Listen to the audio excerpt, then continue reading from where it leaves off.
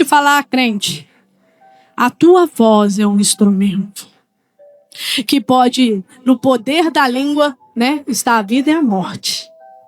Como estamos usando a nossa voz para Deus? Estamos profetizando vida sobre Vale de Ossos Secos? Estamos profetizando vida para a nossa nação brasileira?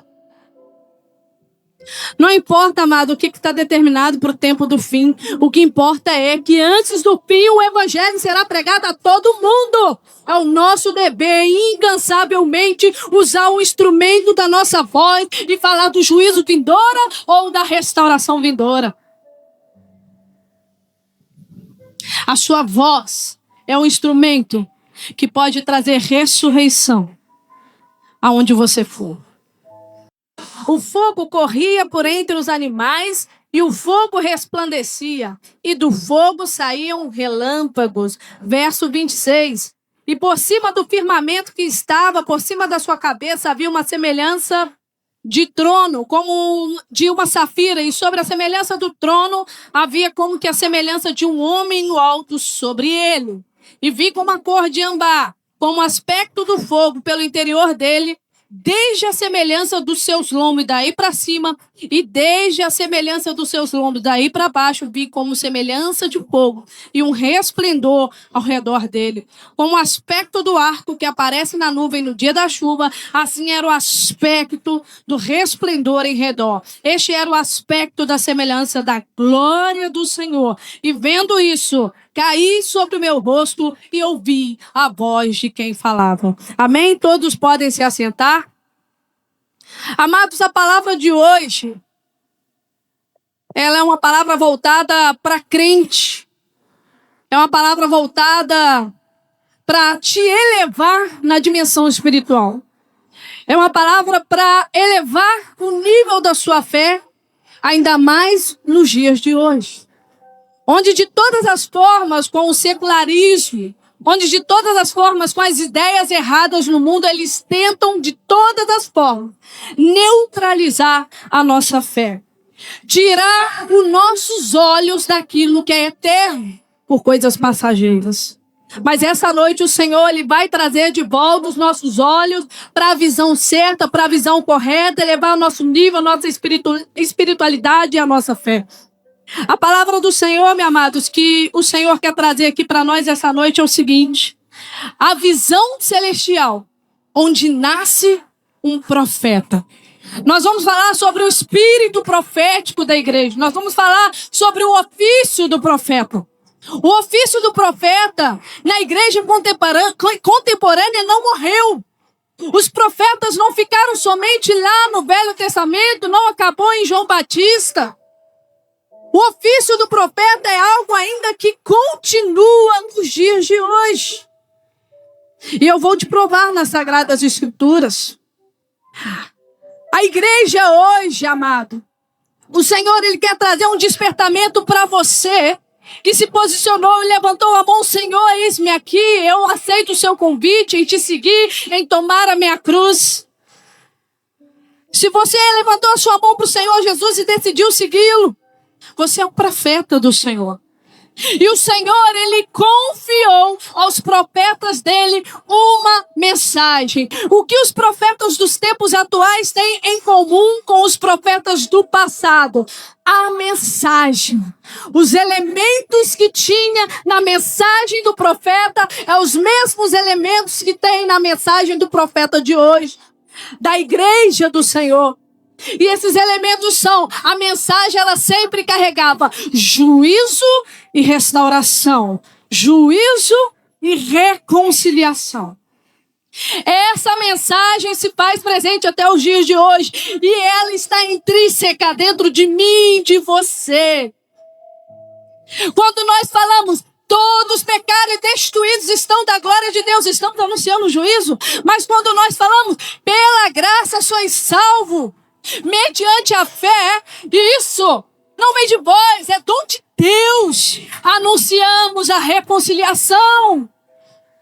Você carrega uma mensagem poderosa de reconciliar os perdidos, as pessoas, o homem para com Deus. Esse é o peso da sua chamada, da sua vocação. A palavra em 2 Coríntios, capítulo 5, verso 18 ao 20, ele vai nos falar que o Senhor chama essa mensagem, onde nós pregamos o evangelho, o Senhor chama essa mensagem de ministério da reconciliação. 2 Coríntios, capítulo 5, verso 18. Olha só a prova de que ainda existe o ofício do profeta. Que ainda o profeta está de pé nos dias de hoje. Aqui está a nossa prova. Ora, tudo isso provém de Deus, que nos reconciliou consigo mesmo por meio de Cristo e nos deu o ministério do quê? Da reconciliação. Avança. A saber que Deus estava em Cristo reconciliando consigo o mundo, não levando em conta os pecados dos seres humanos e nos confiando a palavra da reconciliação. A palavra, a mensagem, profeta, é essa: reconciliação. Avança. Portanto, somos embaixadores em nome de Cristo, como se Deus exortasse por meio de nós, em nome de Cristo, pois pedimos que vocês se reconciliem com Deus. Deixa eu te falar uma coisa aqui, igreja. Você tem o ministério da reconciliação. Você carrega uma mensagem poderosa que é o evangelho de Deus. Mas a palavra vai dizer que o evangelho, ele é o poder de Deus, de todo aquele que crê. Mas não dá para carregar uma mensagem de poder sem poder. Você tem uma vocação, uma convocação, uma chamada. E essa chamada, profeta de Deus, ela vai nos custar muitas coisas. Nós vamos ver daqui para frente. Não podemos trazer uma mensagem tão poderosa que é o evangelho sem o poder de Deus. Não podemos pregar as pessoas que resistem ao evangelho sem o poder de Deus, sem o contato com o sobrenatural. Se você aceitou o Senhor Jesus, se você leva o título de cristão e ainda não teve o contato com o sobrenatural, com o poder de Deus, lamento te informar, a sua mensagem não surtirá efeito. Sem revestimento de poder, não poderemos estender as nossas mãos e demônios serem expulsos. Demônio não é expulso da vida de uma pessoa se não houver poder na tua vida. Curas, milagres não podem acontecer se não houver poder na vida daquele que ministra. E nós vamos avançar aqui. A palavra nos afirma, amados, que nós estamos fundamentados, nós estamos edificados sobre o fundamento dos apóstolos e dos profetas. Então hoje nós vamos trabalhar em cima do profético. Hoje a gente escolheu aqui trabalhar em cima do profeta Ezequiel. Tem muitos profetas na Bíblia. Amo os profetas de Isaías, Jeremias, amo acompanhar as histórias. Mas aqui no profeta Ezequiel, sempre, desde a minha adolescência, me chamou muita atenção a história de Ezequiel. E nós vamos trabalhar em cima do texto de Ezequiel. Fundamentados e edificados em cima do texto de Ezequiel. Você observa que os profetas do Antigo Testamento e até mesmo os apóstolos não iniciaram o seu ministério sem ter o contato, o toque, o impacto, a experiência com o poder de Deus. Nenhum deles. Nós vemos ali Isaías vendo o trono do Senhor, vendo ali os serafins em volta do trono. Nós vemos ali também Daniel vendo o trono do Senhor. Jonas, por exemplo, não viu o trono do Senhor, mas teve o contato com o sobrenatural, pela dor, na barriga do peixe. Mas teve, foi transformado, foi mudado, foi reprogramado a sua rota, voltou ao propósito. E ele pregou o evangelho a Nínive, o juízo do Senhor. Então nós vamos entender aqui que a visão celestial é onde, através da visão celestial, da experiência com o sobrenatural, é que nasce o profeta cheio do poder, que está alinhado com as mensagens que saem do coração do Pai para o povo. Então nós vemos aqui, amados, que Ezequiel, ele era sacerdote. Até então na vida dele estava tudo certo para assumir o sacerdócio. Filho de sacerdote, ele era sacerdote, a sua vida já estava toda programada. Olha, eu vou servir no templo religiosamente, ritualmente, vai dar tudo certo, nasci sacerdote, vou morrer sacerdote. Só que de repente na história de Ezequiel, o que acontece? O rei Nabucodonosor invade Judá.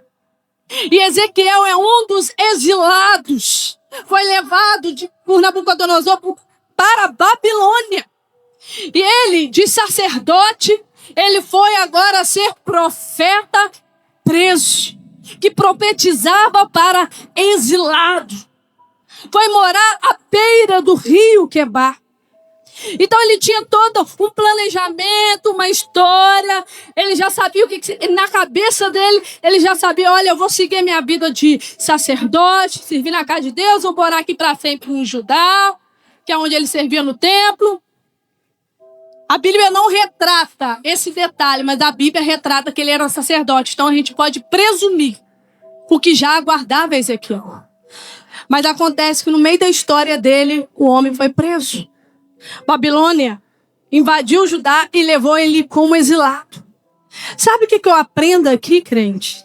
Que muitas das vezes, todo aquele que o Senhor está preparando para ser um profeta alinhado com a mensagem profética de Deus, todo aquele que o Senhor está separando para viver o sobrenatural, meu amigo, ele é como um nascido de espírito, ele não sabe para onde vai, para onde vem, você ouve a voz, ele é aquele crente que às vezes vai acordar, vai planejar o dia dele, hoje eu vou lá no centro da cidade, vou pagar isso, vou fazer aquilo, mas de repente, meu amigo, quando ele está indo ao caminho do centro da cidade, o Espírito Santo para pegar ele, fala assim, não, tu vai pegar agora o ônibus, tu não vai pro centro, você vai lá pro Filgueiras, que dentro daquele ônibus eu vou te mostrar o que fazer. Quando ele pega o ônibus, entra dentro do ônibus, ele tem a surpresa dentro daquele ônibus, e o Senhor revela tudo da vida de uma pessoa, ele vai lá, entrega e ganha aquela alma para Jesus.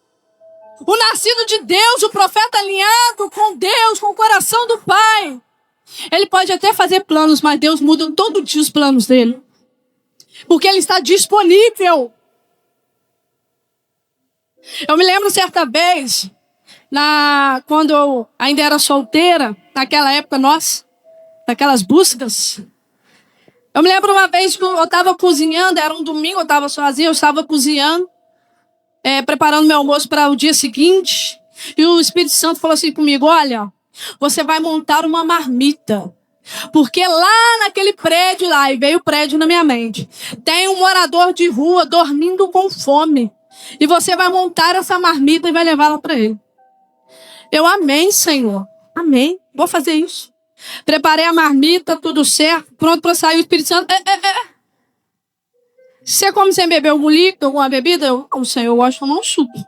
Almoço. Então você vai preparar um suco para ele também. Então eu fui, arrumei o suco, preparei a marmita dele no pote lá. Fui a pé andando até o bendito prédio. Cheguei lá, quando eu olho para a porta do prédio, está aquele morador de rua lá, dormindo. E eu fui até ele, acordei ele, moço, tô com fome. Tô assim, eu trouxe aqui uma comida para você, um suco, tá? Tudo bem? O Senhor mandou trazer aqui para você. Amém? Tal. Do lado tinha um bar, todo mundo no bar olhando assim, né? Surgiu do nada alguém para dar comida àquele ali, ninguém vendo ele, mas o pai que estava no céu viu ele, enviou alguém disponível, que estava com o ouvido, o diapasão afinado com a voz do Espírito Santo, foi lá. E é esse nível que Deus quer levar eu e você essa noite.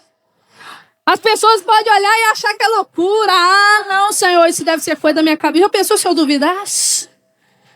O homem ia continuar com fome. Meu amado, então Ezequiel estava lá na beira do rio Quebar. E de repente, a chamada dele começa. Ele tem uma visão celestial, onde ele nasceu como profeta, deixou de ser um sacerdote, onde a história dele, a rota dele foi mudada. Ezequiel olhou para o céu, de repente ele começou a ver nuvens, entre essas nuvens ele via raios, e entre essas nuvens, quando foi se aproximando, ele viu 4 seres viventes que tinham 4 asas, que tinham 4 rostos de boi, leão, águia e homem, e entre esses seres estava o Espírito de Deus que movia esses seres. seres. Entre esses seres havia fogo, e fogo, os seres eram de fogo. Entre os seres havia fogo, e acima desses seres havia um fundamento, e sobre esse fundamento havia um trono, cuja base era de safira, o fundamento era de cristal. Sobre o trono, um semelhante ao Filho do Homem, que era todo de fogo, e saía uma luz reluzente dele, formava o arco celeste. Foi a visão do próprio Deus vindo mudar a rota da história dele, para nascer um profeta. A visão celestial de Ezequiel mudou a história desse homem. Mas não foi fácil a jornada de Ezequiel. Essa visão celestial que nós precisamos, o contato com o sobrenatural, a vida no sobrenatural, nós precisamos disso por causa do que nos espera na jornada. A jornada do crente, meu amado, que vive verdadeiramente o evangelho de Cristo, é uma jornada de resistência. É uma jornada de perseguição, muitas das vezes solitária. Ezequiel era um profeta sozinho ali naquele rio Quebar, contemporâneo de Daniel, mas ali no rio Quebar era ele. Deixou de sacerdote para pregar para exilados que resistiam à sua mensagem. Ele teve toda aquela visão celestial de Deus, meu amado. Ele ficou tão impactado que ele caiu com o rosto no chão e o Espírito do Senhor adentrou ele. O Espírito Santo, põe de pé que eu vou falar contigo. E dali também, quando ele saiu dessa visão, ele ficou 7 dias atônito, silenciado. Ele ficou silencioso, ele não conseguia nem falar. Tamanho da glória de Deus sobre a vida dele. Quando Jesus vem, meu amado, marcar sua chamada, te vocacionar, é algo traumático. Muda toda a sua jornada, a sua trajetória, a sua forma de andar, de falar. Uma metanoia acontece, uma mudança de mente, o arrependimento, a conversão. Era um caminho, agora é outro. Era um pensamento, agora é outro. Começa a entender a matemática do reino, a cultura do reino. Olha, o último que é primeiro. O fraco é que é forte. Quem perde é quem ganha. Olha que cultura. E aí, Ezequiel começou ali, o Senhor palestrar com Ezequiel e falando assim, olha, Ezequiel, você vai profetizar para a nação, para a casa rebelde de Israel, dos que estão exilados aqui. E deixa eu te falar uma coisa, Ezequiel, o Senhor deu ele por avisar. Você vai encontrar e vai enfrentar resistência. Não vão te ouvir, não vão te dar ouvido. E Ezequiel, meu amado, ouvindo aquilo do Senhor, o Senhor ainda confirmou assim, mas Ezequiel, você fica tranquilo. Eles têm uma fronte dura, eles têm um rosto endurecido, mas o seu rosto, a tua fronte também vai ser endurecida. Se eles forem firmes contra ti, você será mais firme do que eles. E você vai falar o que eu vou te entregar. Deixa eu te falar uma coisa. A glória de Deus, ela vem na vida do crente. O poder na vida do crente. O sobrenatural que deve ser buscado na vida do crente é para te preparar para essa resistência. O crente no sobrenatural, cheio do Espírito Santo, meu amado. Ninguém pode parar ele naquela cidade. Ser minhas testemunhas, vocês vão receber o poder do alto, ser minha testemunha em Jerusalém, cidade, na Judéia, a região e nos confins da terra. O crente cheio do Espírito Santo, meu amado, não importa a resistência que for, ele impacta a sua nação, ele impacta a sua cidade, ele impacta o seu lar, ele impacta aonde ele está. E as ideias erradas no mundo não entram. O que permanece é a ideia do Evangelho. A luz que está sobre o iluminador, onde ilumina todos. A cidade edificada sobre um monte, a qual ninguém pode esconder. E aí, meu amado, deixa eu te falar uma coisa.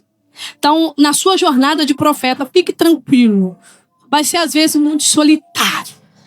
Às vezes, tu vai encontrar resistência. Não vão, às vezes, dar muito crédito ao seu ministério. Não vão dar muito crédito à mensagem que você prega. Mas fique tranquilo, só prega, só fale.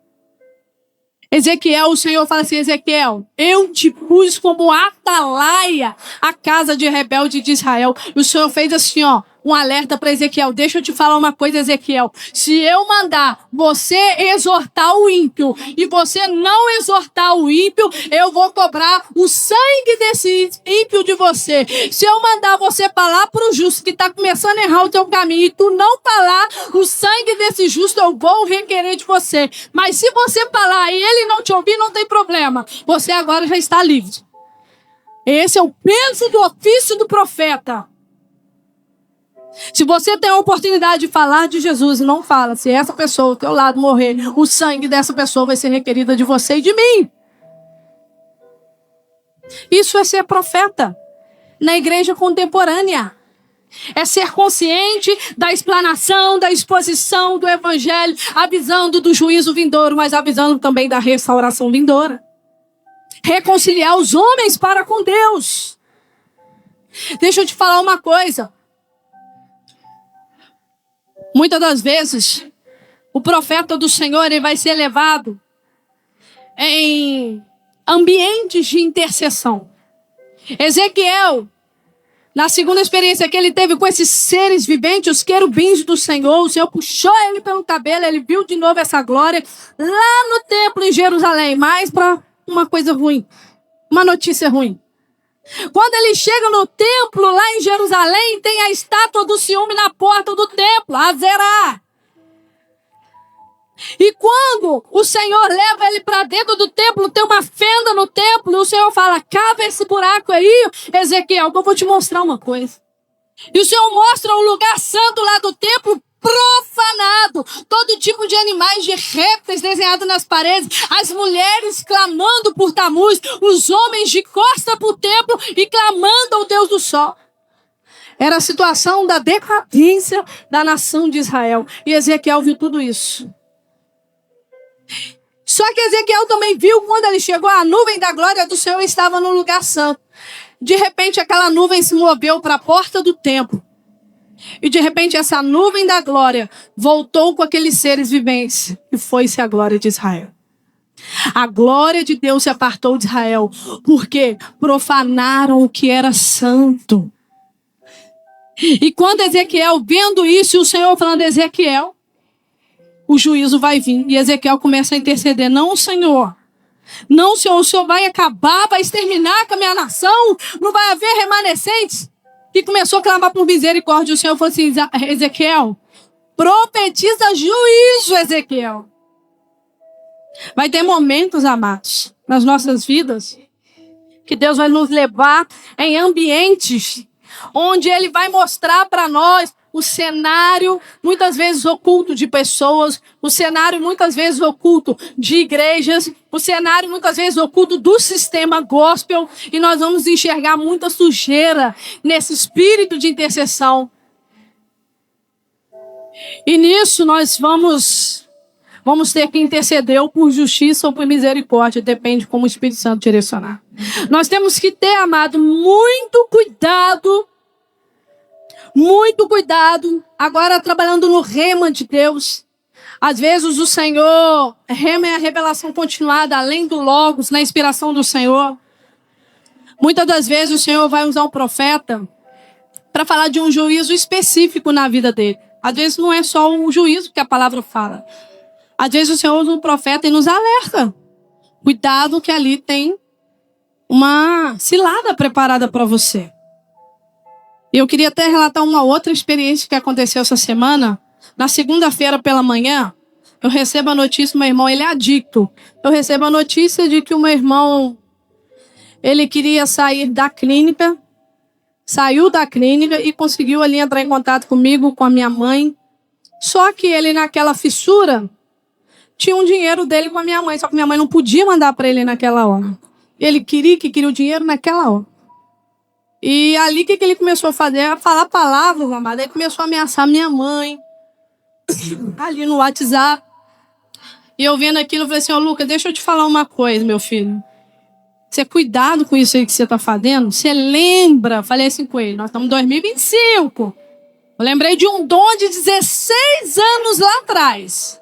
Você lembra em 2009, quando a Marcela entregou para você, de que ela te viu num lugar longe, na cidade, onde não tinha familiar seu nenhum e você ficava sozinho no hospital? Falei, cuidado, meu filho.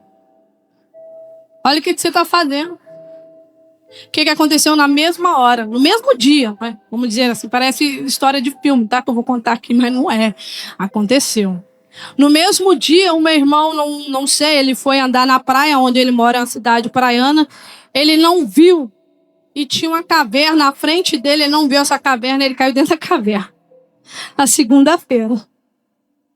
Caiu dentro da caverna. Na queda dele, dentro da caverna, ele quebrou os ossos das pernas.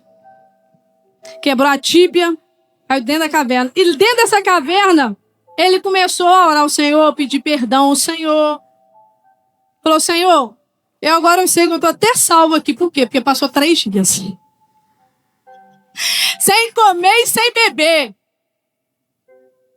Na quarta-feira de manhã, e ele orando ainda, ele falou, Senhor, só me dá a oportunidade de eu ir pedir perdão à minha irmã e minha mãe, pelas coisas que eu falei com elas.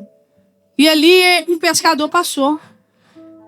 Foi onde ele viu os pescadores lá da caverna e começou a gritar, socorro, socorro. E aí o corpo de bombeiro foi e resgatou o meu irmão.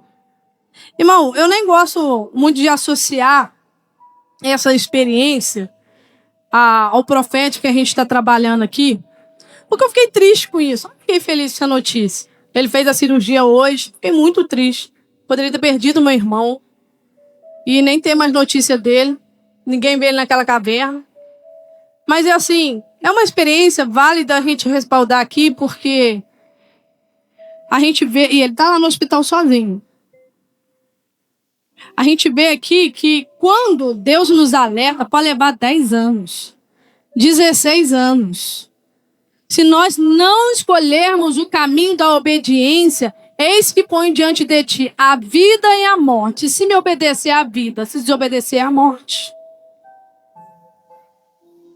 Então, nós temos que ficar apercebidos e alerta com a seriedade da voz de Deus, tanto pela profecia da palavra e tanto até mesmo pela profecia individual na boca do profeta verdadeiro.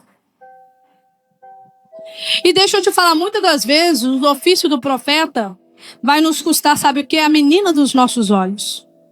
Em Ezequiel 24, o Senhor vira para Ezequiel de repente e fala assim, Ezequiel, eu vou tirar a menina dos seus olhos, vai ser rápido.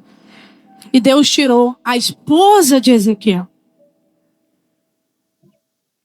Para mostrar para a nação, para cada rebelde de Israel o quê? Jerusalém, a menina dos olhos da nação, vai ser, fulminada. Vai ser arrasada. Foi a glória do templo, agora Jerusalém não tem mais a glória, a presença, as muralhas começam, ser derrubadas.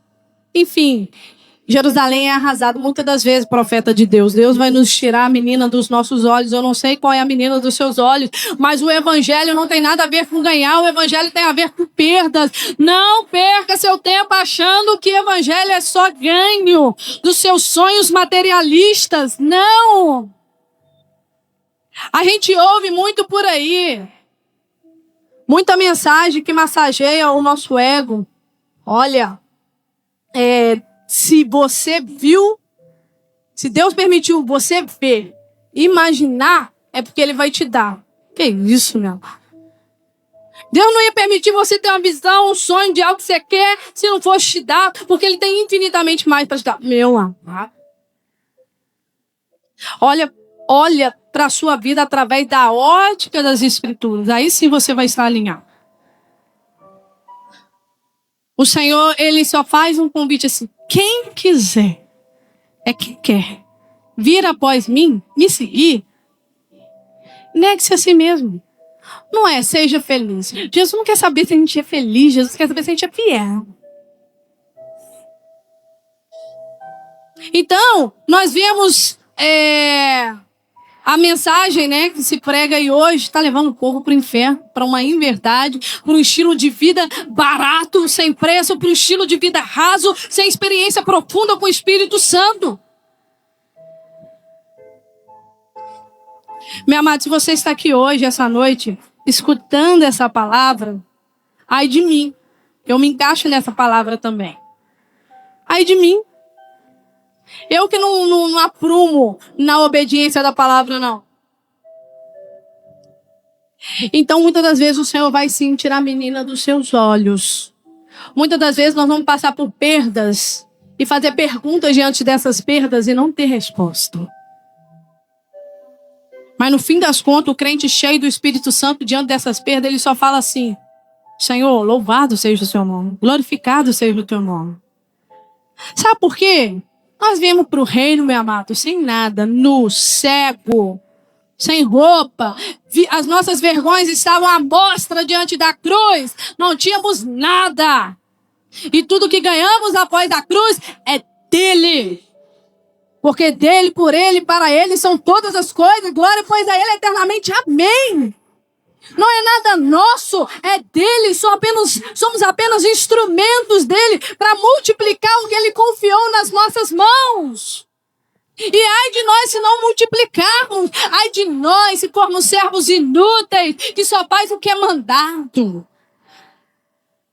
O servo inútil, ele não faz parte da família de Deus. Quando Jesus vier, ele será apartado.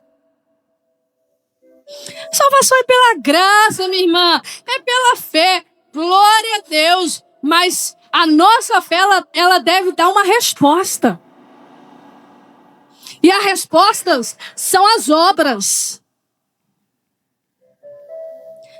Crente sem fruto, o que Jesus faz? O pai, o que ele faz? Arranca fora da videira. E se está dando fruto, ele vai cortar mais um pouquinho para dar mais. Deus vai sempre podar o crente. Está santificando, Deus vai te levar um nível para santificar mais. Está na sujeira do pecado, o diabo vai levar aquele lá para se sujar mais. Ou é luz ou é trevas. E ali, Deus tirou a menina dos olhos de Ezequiel. Mas muitas das vezes Deus também vai nos levar como profetas de Deus a enxergar não só o cenário caótico da igreja brasileira, mas também enxergar, olhar para a nação e se colocar na brecha pela nação, assim como Daniel no capítulo 9, ele orou pela sua nação. Deus vai nos levar também a esse ambiente onde nós assumimos também o pecado da nossa nação como profeta. Muitas das vezes nós vamos ser levados pelo Senhor, assim como Ezequiel foi levado no vale de ossos secos, representando e simbolizando a vida espiritual da sua nação. Quando Ezequiel chegou no vale de ossos secos, que estavam os ossos sequíssimos, o Espírito perguntou a Ezequiel: Ezequiel, esses ossos podem voltar a reviver? Ah, Senhor, tu sabes. Ezequiel, então faz o seguinte, profetiza de que vai nascer carne, vai nascer nervos, vai nascer pele sobre esses ossos. Ezequiel foi e profetizou: olha, escuta o que o Senhor está falando, eu porei o Espírito em você, vai nascer nervo, vai nascer músculo, vai nascer pele. Pronto, foi formado o corpo, um exército. E dali aqueles corpos estavam inanimados, ainda sem fôlego, sem vida. E o Espírito de novo para Ezequiel: Ezequiel, esses corpos podem, esse exército pode voltar a viver, Senhor. Tu sabe. Então, Ezequiel, profetiza aos ventos. Ventos, venha e assopre sobre esse exército que libera a vida. E ali o exército passou até a vida. Ali era a simbologia espiritual da nação de Israel. Deixa eu te falar. A nação brasileira está sequíssima, ossos secos, debaixo de juízo, amados. Essa corrupção atrás de corrupção, crime crescendo, enfim, eu não quero culpar o governo, eu quero culpar a igreja por não se posicionar. Porque não foi o rei de Jerusalém que foi e profetizou sobre os ossos secos, não foi o rei Nabucodonosor, não foi nenhum político ali daquela época que profetizou sobre os ossos secos, foram o profeta. São os profetas de Deus, um instrumento da sua voz, que vai atrair o vento do Espírito para a nação, trazendo avivamento. Avivamento, meu amado, é uma resposta à podridão, é uma resposta onde há morte, para trazer ressurreição, para trazer justiça, para trazer equidade, para trazer, queridos, famílias restauradas. Deixa eu te falar, crente. A tua voz é um instrumento que pode, no poder da língua, né, está a vida e a morte. Como estamos usando a nossa voz para Deus? Estamos profetizando vida sobre Vale de Ossos Secos? Estamos profetizando vida para a nossa nação brasileira? Não importa, amado, o que está determinado para o tempo do fim. O que importa é que antes do fim o evangelho será pregado a todo mundo. É o nosso dever, incansavelmente, usar o instrumento da nossa voz e falar do juízo vindoura ou da restauração vindoura. A sua voz é um instrumento que pode trazer ressurreição aonde você for. Deixa eu te falar uma coisa, nem sempre na vida do profeta nós vamos viver momentos só de perdas. Nem sempre nós vamos entrar em ambientes de intercessão, de guerra e batalha espiritual. Mas vai ter momentos nossos em que Deus vai nos trazer consolo. Nós vemos que no final do livro de Ezequiel, capítulo 40 e 48, Deus contempla Ezequiel com uma visão de um templo. Deus começa a mostrar a Ezequiel detalhes da restauração de Israel. E ali ele começa a ver um templo, que do templo saía um rio, onde esse rio submergia, ia trazendo vida. Ali Ezequiel foi vendo que o Senhor foi mostrando, ó, voltará as ofertas, haverá adoração no meu templo. Muitos olham para essa promessa de restauração como o momento do milênio, o que eu acredito também, no reino milenar literal de Cristo. Mas outros apontam para quando Deus habitar para sempre com os homens. Não importa, ali o Senhor estava mostrando detalhes de uma restauração. Deixa eu te falar, só o verdadeiro profeta, ele carrega detalhes da sua verdadeira esperança, onde ele sabe que andará por ruas de ouro, onde ele sabe que beberá do rio da água da vida, onde ele sabe que toda lágrima dos seus olhos serão enxugadas pelo próprio Deus, onde ele sabe que ele vai aceitar numa mesa, o próprio garçom será o Senhor, falando: servo bom e fiel, entra no gozo do teu Senhor, pois fiel no pouco, no muito te colocarei. Só o crente tem essa âncora no céu, essa esperança detalhada nas Sagradas Escrituras. A nossa futura morada, o nosso futuro lá, tem muitas moradas, tem espaço para mim e para você lá, meu amado. Cristo em nós, esperança da glória. O profeta, meu amado, ele pode ser solitário muitas das vezes, mas ele tem um consolo da recompensa. E a recompensa do crente verdadeiro não são a rua de ouro ou a cidade santa. A recompensa do crente verdadeiro é o próprio Senhor.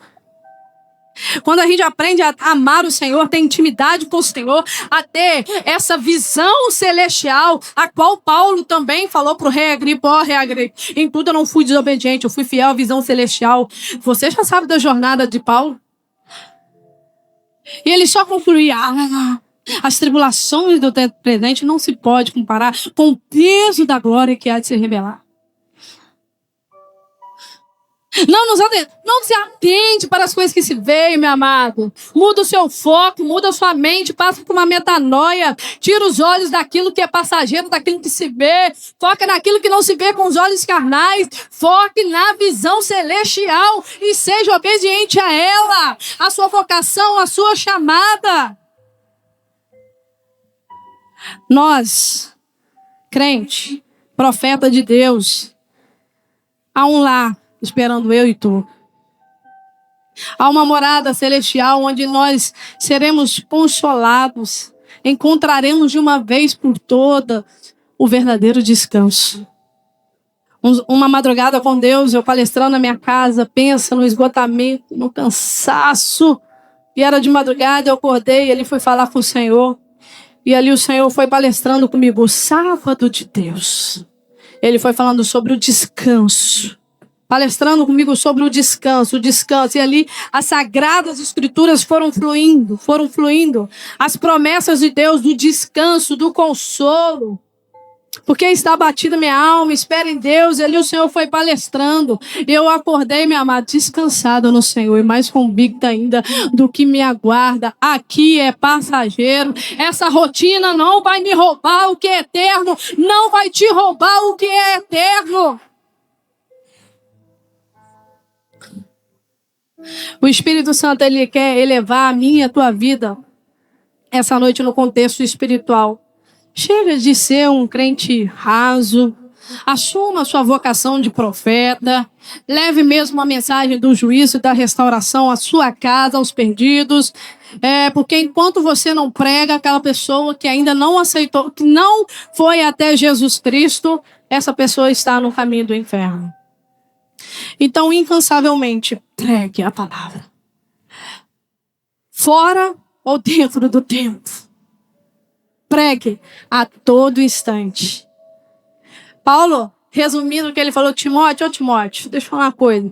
Eles podem, você não. Então, muitas das vezes a gente pode até se questionar, ainda mais o jovem, mas por que fulano, ciclano? Por que lá, naquela porta larga lá é melhor do que aqui? Meu amado, eles podem, você não. Você é eleito, marcado, separado, consagrado. Você é um nazireu do Senhor. Amém? Guarde essa palavra no seu coração. Use a sua voz profética como instrumento. O apelo aqui dessa noite é: Senhor, vamos estar de pé. Senhor, eu quero a visão celestial. Senhor, eu quero me impactar com o sobrenatural. Deixa eu te falar uma coisa. A presença de Deus é a única coisa que você não enjoa. Você experimenta um pouco, você quer mais. Experimentou mais, você quer mais. Você não quer mais sair desse ambiente. Moisés ficou agarrado lá naquele monte 40 dias, não queria descer. Mas Deus mandou Moisés, tem que descer que o povo está pecando. Porque quando você entra nesse ambiente de glória, você não quer sair. E o convite do Espírito Santo aqui esta noite é que você abra o teu coração e fala: Espírito Santo, eu quero experimentar da sua glória. Eu não quero que essa nuvem de glória vá embora como foi embora do templo de Jerusalém, mas eu quero que ela permaneça na minha vida. Eu quero o kadosh de Deus na minha vida, o kadosh de Deus na minha vida. No peso de glória, a nuvem de glória. Não podemos, igreja, nos desviar o foco. Foque em Jesus, foque na visão celestial, seja obediente a essa visão. Eu não sei como Cristo se revelou na tua vida, mas eu sei que Ele pode se manifestar não somente naquele dia, mas hoje, amanhã, depois, até o dia da vinda do Senhor Jesus. Ele pode se revelar para ti com peso de glória celestial. Eu quero essa glória. Quem quer essa glória do Senhor? Amém? Quem já pisou no Santo dos Santos? Dá para puxar? Amém? Glória a Deus. Meu amado, se você experimentar dessa glória aqui essa noite, se você um dia experimentou, você sabe o que é. E você não vai negar a renovação dessa glória. Mas se você não experimentou